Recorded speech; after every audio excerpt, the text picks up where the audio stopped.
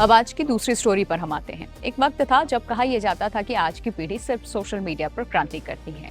हाथ में फोन, दिमाग में मीम्स और जिंदगी रील्स तक सीमित है इनकी। लेकिन नीट विवाद ने इस धारणा को ऐसी चुनौती दी है कि आलोचकों को अपनी राय बदलनी पड़ी। जिन युवाओं को कीबोर्ड वॉरियर कहा जाता था, वही लाखों की संख्या में सड़कों पर उतरे और उन्होंने ये साबित कर दिया कि विरोध सिर्फ नारों से नहीं बल्कि सोच से भी किया जाता है।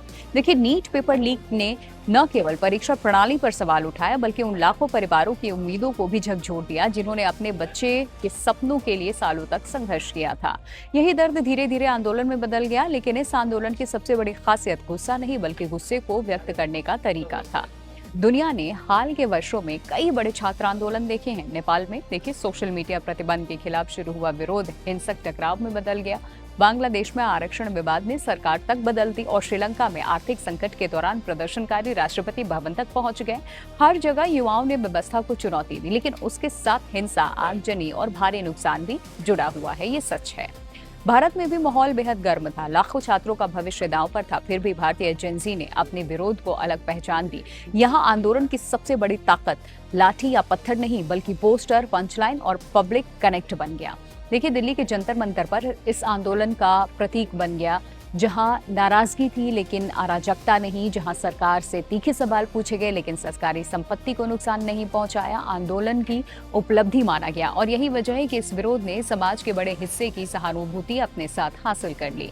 इस आंदोलन का सबसे अनोखा चेहरा बने इसके पोस्टर्स। कई पोस्टर्स देखे होंगे और एक पोस्टर पे तो ये तक लिख दिया था कि कैसे लीक प्रोटेक्शन भी एनटीए से बेहतर होती है पोको पैंट्स की। ये सिर्फ मजाक नहीं था बल्कि सिस्टम की सबसे बड़ी कमजोरी पर सीधा तंज माना गया। दूसरे पोस्टर ने वायरल इंटरनेट संस्कृति को आंदोलन से जोड़ दिया। हम पे तो है ही ना, जवाब देगी। वहीं एक और पोस्टर ने पूरी बहस को एक लाइन में समेट दिया। यहाँ पेपर लीक हो रहे हैं और टेलर स्विफ्ट की शादी की फोटो तक लीक नहीं हुई है। ऐसे ही कई मीम्स वाले पोस्टर नकारा सिस्टम से सवाल कर रहे थे, यानी कि ये पहली ऐसी पीढ़ी थी जिसने इंटरनेट की भाषा को लोकतंत्र की भाषा बना दिया।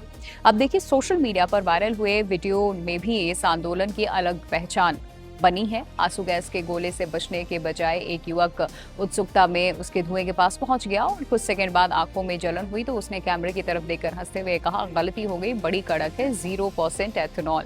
ये वीडियो लाखों लोगों तक पहुंचा। गंभीर माहौल के बीच भी उसने ये दिखाया कि विरोध में हंसी की भी जगह यानी मजाक की भी जगह हो सकती है। पटना में जब पुलिस ने वाटर कैनन का इस्तेमाल किया तो उम्मीद थी कि भीड़ तितर बितर होगी, लेकिन हुआ बिल्कुल इसके उल्टा। कई छात्र पानी की धार के बीच में भोजपुरी गानों पर झूमने लगे। इंटरनेट ने इसे नाम दिया है रेन डांस प्रोटेस्ट। और इसी दौरान एक प्रदर्शनकारी पुलिस अधिकारी से मुस्कुराकर कहता दिखा, सर वाटर कैनन चलवा दीजिए, बहुत गर्मी हो रही है। जवाब में पुलिस कर्मियों के चेहरे पर भी मुस्कान सी आ गई। विरोध और व्यवस्था के बीच ऐसा दृश्य शायद ही पहले कभी देखने को मिला। देखिए, इन सब के बीच में इस आंदोलन का सबसे बड़ा संदेश ये था, यहाँ व्यंग हथियार बना, मीम्स संदेश बने और सोशल मीडिया सिर्फ वायरल होने का माध्यम नहीं बल्कि लोगों को जोड़ने का जरिया बन गया। आखिरकार सरकार को भी छात्रों की आवाज सुननी पड़ी, परीक्षा प्रणाली पर सवालों का जवाब देना सरकार को पड़ा, सुधारों की बात करनी पड़ी और राजनीतिक स्तर पर भी दबाव महसूस किया गया। और ये केवल भीड़ की ताकत नहीं थी बल्कि उस नैतिक जवाब का असर था जो शांतिपूर्ण, रचनात्मक और लगातार चलने वाले विरोध में बना। शायद यही भारतीय जेनजी की सबसे बड़ी जीत है और इस पीढ़ी ने यह साबित कर दिया कि लोकतंत्र में बदलाव लाने के लिए हमेशा पत्थर उठाने की जरूरत नहीं होती। कभी कभी एक पोस्ट, एक मीम, एक सवाल और लाखों युवाओं की एकजुटता आवाज भी सत्ता के गलियारों तक पहुंच जाती है।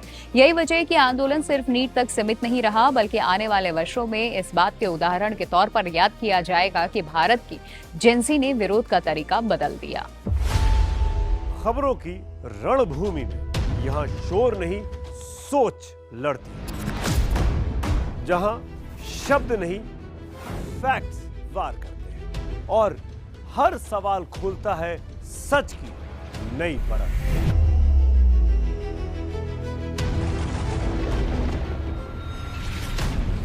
चक्रव्यूह आपके अपने सुमित अवस्थी के साथ सोमवार से शुक्रवार शाम 6:57 पर टाइम्स नाउ नव भारत पर।